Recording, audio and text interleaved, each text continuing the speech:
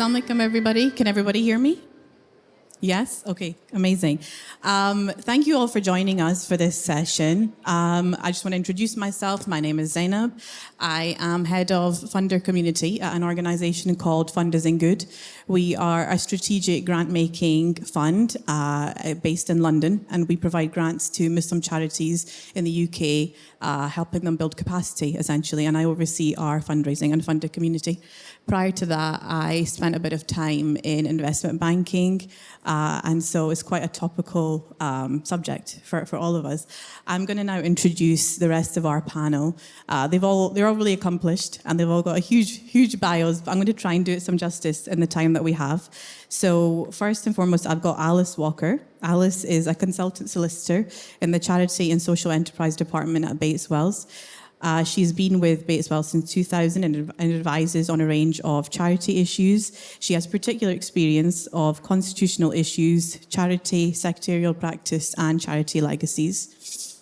Next up, we have Ibrahim Khan, who I'm sure many of you already know is the co-founder and CEO of Islamic Finance Guru, a UK-based platform making ethical and Sharia-compliant investing accessible to Muslims. He's also a former corporate lawyer and worked in private equity.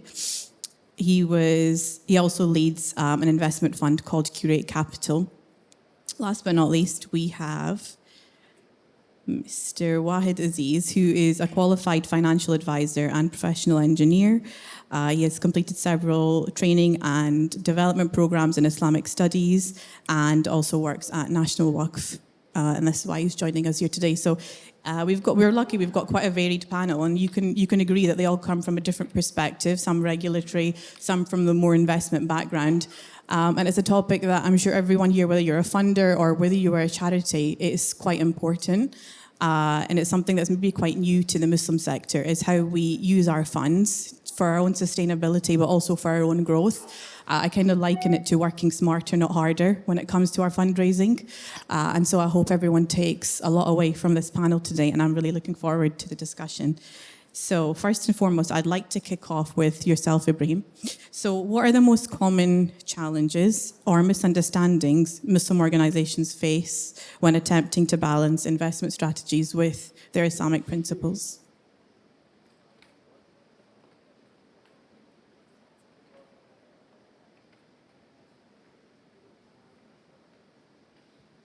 Assalamu alaikum wa rahmatullahi wa barakatuh, everyone. I like that. Swift, very swift. It's great to be here, and Jazakallah khair for MCF for hosting this. I'll answer that question, I guess, with two hats on, because I'm a long-standing trustee of the Islamophobia Response Unit. And we've set up something called the IFG Zakat Fund.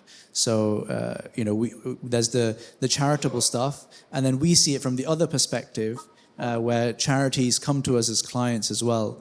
And I think, to my mind, there's a few key challenges. The first of those challenges is that the mainstream charities, they have generally a good relationship with mainstream banks. And so they're not necessarily debanked. And that means that they have access to savings accounts. That means that it's a lot easier for them to manage their money, right? That's the first challenge. The second challenge, I would say, for Islamic charities is, and let's be candid, right, in this room of friends, that we are not necessarily as far advanced as some of the mainstream charities are when it comes to, thinking about investments, investment policy, money management, and the governance around that. There are charities out there that, basically sustain themselves off endowments. And we are way behind the curve on that. Most of us are not even making those investments in the first place. And then I'd say the final major challenge is not only, the average charitable, person who's working in the charity sector is not necessarily, a financial person. And this is not necessarily the first thing that we think of when it comes to, okay, we've now raised our money. The next thing you're thinking is, how do we deploy that into the best charitable causes? So it's kind of that mindset shift. And it's also layering on that Islamic and Sharia compliance knowledge as well as to where we can direct things.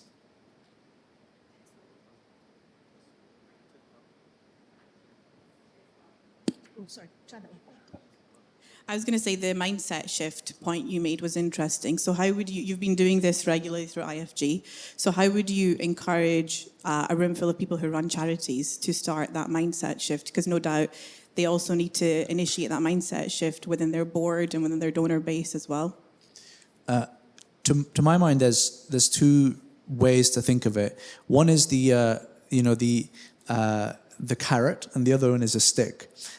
So the carrot approach is that, look, guys, as a charity industry, we raise, let's say, £1 billion, or maybe it's half that, who knows, right? Let's say it's £1 billion.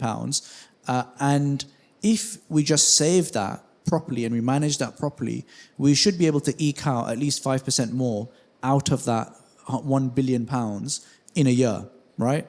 And instead, there are many charities that unfortunately just sit on that cash. And that's £50 million that has gone up in smoke. Poof, it's gone forever.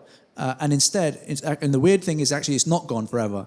Where it's actually gone is it's gone to the banks, those mainstream banks that you bank with. They're not doing it. They're not a charity. They're doing it for their own benefit, right? And so instead of you making that money, you've given it to the mainstream banking industry, right? Which is a mad thing to think about, that they're actually a 5 to 10% beneficiary of our efforts in the charitable sector. And so that's the carrot. There is this money to be had.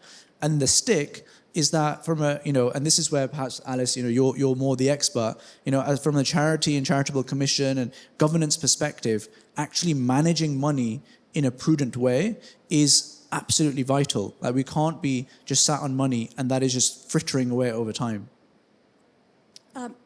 Is this working? Yes, great. Yeah, I mean, I think I'd completely agree with that, Ibrahim. I mean, so charity trustees, as you know, have got a number of duties. Their main duty is obviously to further their charity's purpose for the public benefit, but there are lots of sub-duties underneath that. I mean, I have got a slide about it, actually. I don't know if this may or may not work.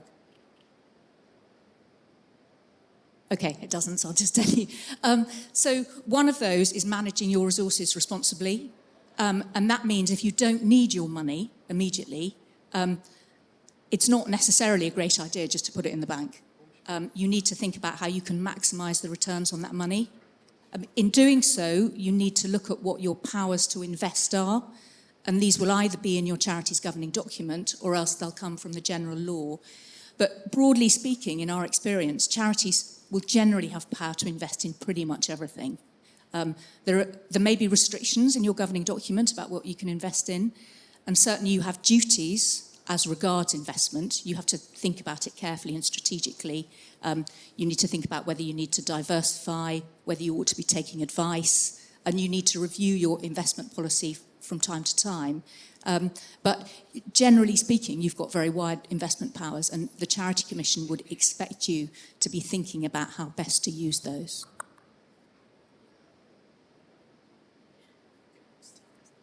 I just want to add in a little something, just bearing in mind who our audience are. Could you just give us a little bit more information into what an investment policy actually is? Because I'm just conscious a lot of charities might not have explored it at all before. So what this would be, it can be a very simple document, and it would probably start off by considering what your powers are to invest, and then it would think about how those powers might be constrained, either in terms of what your governing document says, or in terms of what your charity actually does. Generally speaking, the basic position is that charities are expected to make as much money as they can. But obviously, there will be things that you take into account when investing. So that would be your charity's objects. You're not going to invest in something that conflicts with your objects. And also your beneficiary and supporter base. You're not going to invest in something that might alienate them or damage your charity's reputation in some way. So I think you'd start off with what your sort of broad powers are and your policies are, and then you would narrow down the types of things that you would like to invest in. It doesn't have to be a very sophisticated document. Could I come in on that? Yeah. Yeah, just so speaking as a registered charity going through writing an investment policy. I think the first thing that struck us when we wrote the investment policy is, okay, what do you want to do with the money? And when do you need the money? The answer to these two questions will dictate what type of asset classes are available to you. If you say, like we said, we want to have income to be able to distribute every single year, half of the asset classes fall. You can't invest in them because the volatility in the market is going to eat you, as they say. So defining when you need the money and how much of the money you need will have a big impact when it comes to the point about where you invest. If I tie this back to what you were saying, Ibrahim, I'll say it in a different way. Basically, we need education. And I think there's a market for giving investment education to the charity sector in particular, let alone the Muslim community. I think, by the way, IFG stuff, when people ask me, what do we do? When do we start when it comes to Islamic investment? I point people to IFG. This is great. It's a great material. However, I think we need to carve out something specifically for charities. And when it comes to investment, there are particular governance issues which charities have to think about, which maybe we'll touch on later. Yeah, hopefully this conversation is the start of that education piece. And just building on more about the investment policy that you referenced, what kind of criteria should they consider when making it Sharia compliant? Okay, so one of our surprises when we were looking at different charities is many charities don't have either online or on-board or off-board Sharia boards. That was a big surprise to me. I thought this whole thing was about Islam and, I don't know, for the glory of Allah and for the sake of the religion and establishing justice and, moral decency. Good news. Many scholars would do work for pro bono, on a pro bono basis. They don't see it as anything other than their day-to-day, da'wah activities. More good news. A lot of the stuff they do is effectively, copy and paste. I doubt you will have unique or, really difficult situations which they haven't come across. I would implore you to seek out and you will find without problem. Ibrahim, do you have any input on that? On the Sharia compliance stuff? Yeah, I think ultimately having some kind of internal Sharia advisor of some sort can be really helpful. And then when you're working with firms and asset managers, seeing who they work with as well, and making sure that they have some sort of certification can give you a lot of comfort. So those are, the belts and braces approach. I'm really interested in that. So you would recommend having an expert who can advise pretty much every board where there is a significant amount of money to invest? For a charity? Yeah. Yeah, so I guess it depends on how significant it is where I would land. Because if it's, let's say, below, I don't know, 1 million or 2 million, it's probably not cost effective to necessarily go down that path, and because you're not necessarily going to be investing across a whole range of different assets with that amount of money either, it probably is more prudent to just rely on and make sure you do rigorous DD on the investment companies that you're working with, and make sure that they have Sharia advisors and perhaps you've spoken to them directly. When you get larger amounts of money that you're deploying, it might even be that some of that stuff is managed in-house. So there's this slightly blurry line, right, where you've got the CFO or the financial director. They will probably be doing some treasury and cash management. And some of the larger charities, these guys actually have their own experience when it comes to investments. So that's helpful. And similarly, I think to guide that internal work, because at that point, that's not necessarily happening with an external firm. That might just be happening internally. It's helpful to have someone to touch base with who's a friendly Sharia advisor or scholar that you can talk to internally to this charity. I suppose you could always reserve a place on the board for someone with that type of expertise, and then you'd be getting it for free. Absolutely. Thank you. And moving on to more regulatory perspective, Alice, what governance structures or legal vehicles are best suited to facilitate Waqf-based investment for Muslim charities? Sure. I mean, is it helpful if I explain a little bit about the legal basis for endowment? Would that be helpful? So under charity law, we have a concept of endowment, where essentially the capital is tied up for a period, so the capital can't be spent. We have permanent endowment, which means that the capital is held in perpetuity, and you can't spend it. It's designed to produce an income to be spent for the charity's purposes. There are various ways in which permanent endowment can be accessed. So there's a new power to borrow from permanent endowment. You can also invest on what's called a total return basis, which means that you don't just have to spend the income. You can also take a little bit of the capital growth. That's quite complicated and fiddly, but it is doable. And there are statutory powers for the trustees to access the permanent endowment, generally with Charity Commission consent. We also have something called expendable endowment, which is where the capital, again, must be tied up in perpetuity. But if the trustees decide that they need the money, then for the charity's purposes, then they can dip into the capital. And so that's much more flexible. You don't have to go back to the Charity Commission. And we often see a sort of hybrid between the two. So we might set up a fund which is permanent endowment, but the trustees can actually spend, say, 5% every year if they think that's the right thing to do. So that's the sort of broad principle. And the best way to structure that is in a trust arrangement, so to document it with a trust deed. But if you're a corporate charity, that can sort of sit underneath the corporate charity. So if you look in the accounts of a large corporate charity, you'll find it's got a whole bunch of unrestricted funds, and then it might have endowments as well, and they will be held on the terms of this particular deed, or there might be several deeds which restrict the money. Is that what you were hoping for? Could I ask a question? When you say corporate charity, what do you mean by that? So if you're a charitable company limited by guarantee, Oh, I see. or a CIO, increasingly we're seeing those. So for instance, if there were an operational charity where we'd advise you to have a corporate structure, because then that protects your trustees, it gives them limited liability, you can still set up these endowment funds under the umbrella of the corporate charity. And one more question, sorry, I don't want to nick your job. So let's say you've got a charity and you've got this trust document.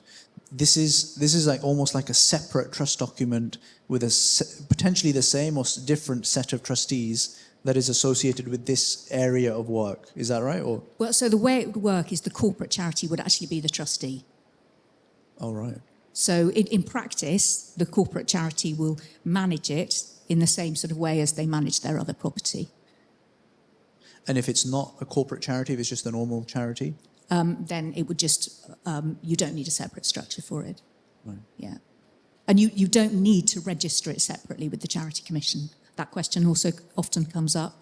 It is possible, but typically the Charity Commission wouldn't expect it to be separately registered, because the unrestricted money and the money in the endowment will all appear in the charity's accounts. So there's the required accountability anyway.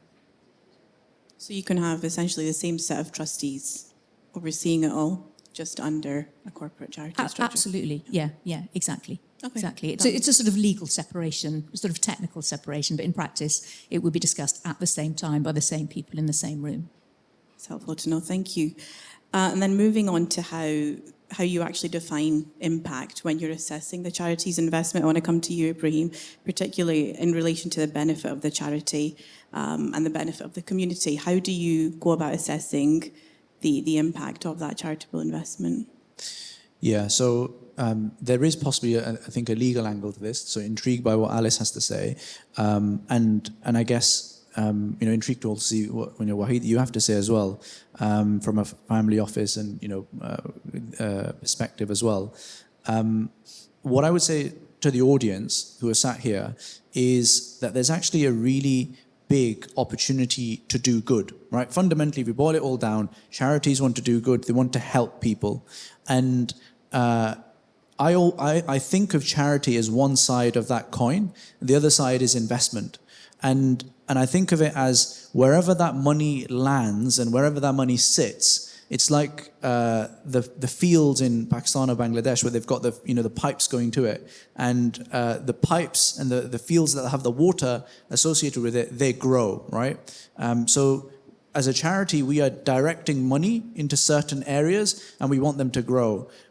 But then we can also do the same thing with our investments. So whilst the money is sat on the sidelines, or whilst the money is, medium, long-term reserve money that we've got there as our reserves, that can actually be parked either in a bank, and so all it's doing is it's supporting the financial system, or it can be parked into investments. And now we've got a choice of different investments that we can choose between. We could go for the US stock market, and the field that is growing there is Tesla, Elon Musk, Amazon, Google, Microsoft, right?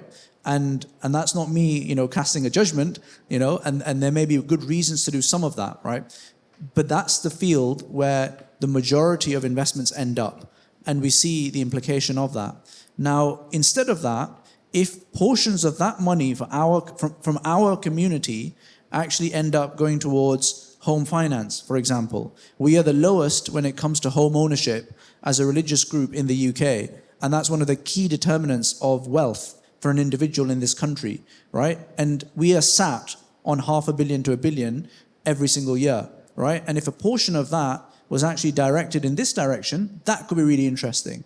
The other way that we level up our community is by giving entrepreneurs money, right, to finance, either through venture capital, private equity, or Sharia-compliant ways of finance. Again, that pot of money, and as charities, we go to ultra-high net worth donors and we have that conversation with them. There could be a flip side to that as well, where we are actually, the charity sector are in some way, shape or form actually funding these businesses that need funding in a different mechanism, and that is supporting these businesses to grow, and then ultimately that comes back to us, in the charity sector again. So I think there's, when we think about impact, my key take-home message is investments aren't this thing that, scary people in the city and Wall Street do. Investments are this thing that can actually be a vehicle, one of the various tools that we have at our disposal to do good, which is the core goal of why we went into the charitable space in the first place. Thank you. Anyone want to chime in on that? I didn't read the question like you. I think when Sister Zainab asked about impact, I thought the assumption was you made the money, amazing, you made some returns. Now, okay, so you gave some grants. How do you think about impact? Is that what you were intending? Yeah. Okay. So the question is, do you want the theory or the practice? I think the practice is always more helpful. Okay. They say because in theory, there's no difference between theory and practice, but in practice there is, right? In practice, it's way too difficult to implement the theoretical definition of product of quality and quantity. This is what happens in practice, according to my sort of experience working with a few charities. You do high-level screening of certain areas which you feel passionate about, they align with your objects. You, as a charity, don't dictate to the recipient of the grant what they should do and in terms of demanding a particular impact from them. Let them sign up to certain commitments. Let them tell you, this is what we can do with your money, this is how much impact we can give, and then you as a grant giver have a list of things to judge them which they signed up to. That way, we get practical, admittedly qualitative descriptions of impact, and I think it chimes well with the ultimate donor anyway. Thank you. So did you want to say anything about that? I can respond to what Ibrahim was talking about, if that's helpful, in terms of impact investing. Impact investing by charities is a massive area. We often think about investing, as Ibrahim has said, as financial investing. So how can we make the most of this money? But actually, charities have got real freedom to invest for impact. So in any situation where you would be able to give money to a beneficiary, you don't have to give it to them, you can invest in the beneficiary. And the rules are really flexible because essentially you can give the money away. It's not regarded as financial investment in the traditional sense, it's regarded as social investment. And so we're seeing an increasing amount of clients of all shapes and sizes investing in impact funds. So there are specific funds. For instance, I went to a talk on something the other day where there's a company in Africa which is helping to supply motorbikes. And they are raising finance from the charitable sector, from charities that are interested in this space. And the charity will get a return on their money because they'll get their money back at the end of the day. So it's a massively growing field and really positive, I think, in terms of charities using their money effectively. Can I ask a question, just for the sake of the discussion? This fund, is it FCA regulated? And if it's not, what's your take on that? Many of them are regulated. Yeah, it is generally a regulated space. I mean, obviously you have to be careful, but... So you would push people to do that? Push people to invest via FCA-regulated funds, especially for UK charities? Yes, I'm a lawyer, so I'm not going to push. But yes, I would encourage people to look at doing that, yes. But as you say, appropriate regulation. But to be honest, if you think they don't need to be regulated. If you think that this investment is a good idea and you think that if you lost all your money, that would be fine because it's in line with your charitable objectives and you've done the right things in terms of governance and taken minutes and thinking about the reason for things, then that's fine. Maybe do feel free to disagree. I don't disagree. I just mentioned, I planted a little seed there. I quite often, when I'm talking to charities, those who know a little bit about investment, the first thing is it FCA regulated? And if you say no, they're like, oh, that's too risky, we're not going to do that. It's much more complicated than that. You can have FCA regulated, highly risky products. So that goes back to the education point. Yeah, agreed. The way I would think about it practically for charities is, do you have someone in the tent who knows what they're doing when it comes to investments? And so you sometimes I hear about investment policies that charities have adopted, and they may not be investing in anything that's regulated. They may just have someone who's a wealthy backer, who's very good at property, and that's what they've invested in. Fantastic, right? That's not necessarily regulated, but they've got someone who knows what they're doing, and they can tick those boxes of, this is actually a sensible investment. Other times, you have people who don't necessarily have that knowledge, and that's when the dangerous stuff starts. Because I was talking to a charity, and one of the feedbacks I got was that we're looking to put a big chunk of our money into crypto, and another chunk of it we're looking to go into trading with, and the reality is that they probably will do that. That's what ends up happening in these conversations. And then 2, 3, 4 years down the line, probably not even that long, is when you kind of have the shock feedback that you get from what you've done, and then things get onto the straight and narrow again. And so the practical feedback would be either have someone in the tent who knows what they're doing, and they will probably be an expert in an area, and they can potentially manage that, but then everything else they will have some sense of, and they will probably park it with most likely FCA authorized managers to manage that. Because anyone that's doing something at scale, usually they end up getting regulated.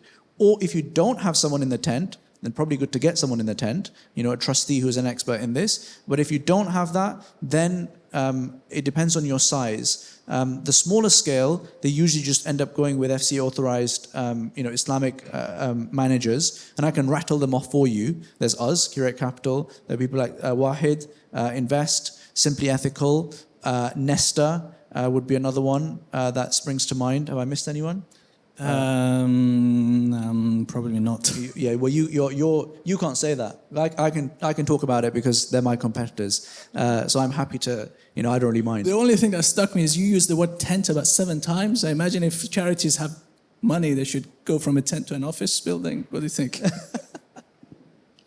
Thank you so much. I think just reflective of that final 10 minutes, everyone has different risk appetites. And so just for the purposes of the scrutiny that you can come under from the Charities Commission as well, as Alice has proven, have a lawyer present while you are discussing all of these things, because I think it can start to get quite shaky, especially if you don't have that investment knowledge. But thank you, guys. That's all we have time for, unfortunately. But this has been really helpful, I think, for myself as well and for everyone in the audience. So thank you for listening in.